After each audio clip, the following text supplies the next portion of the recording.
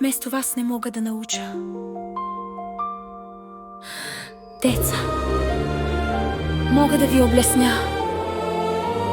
мога да ви покажа пътя, но вместо вас не мога да науча. Стоиш пред листа сам, търсиш пътя, но страхът ти говори първо ще.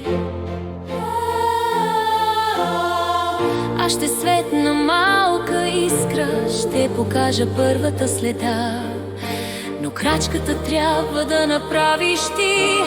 Сам огъня в себе си да запалиш. Знай, мозъкът се учи с повторение, с писане и изговорене. Мисълта си изказвай на глас и път ще мериш този час. Знай, мога да обясня.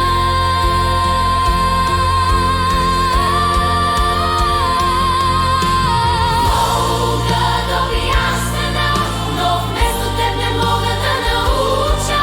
Мога да ти покажа пътя, но ти трябва да го избереш. През ръката, през сърцето, да мине знанието, ето и ето ума. Достига до отговора. Всеки труден въпрос намира отговор. Днес за утре ще си гор, че си успял.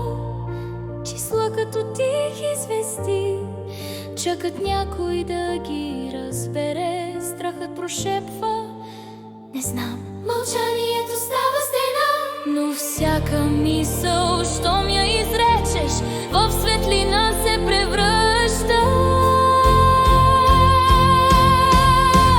Да, понякога е стръмно, тъмно като връх в студена нощ, но през трудностите минеш ли, макар и бавно, се ражда истинската мощ. Грешките са само мост към отговора напред.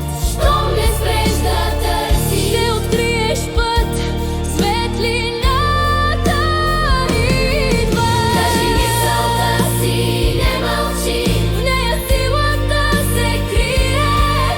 Всеки глас, изречен смело, ново утро ще открие.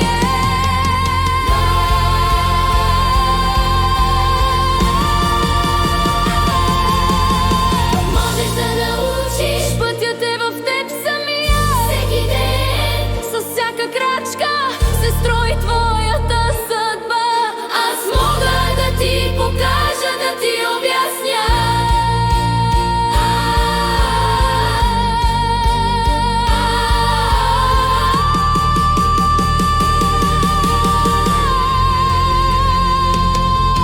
Но вместо теб не мога да науча.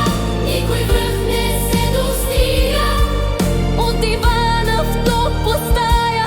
Само този, който върви, постига успех. Затова говори, мисли, търси и в света целите си ще постигнеш.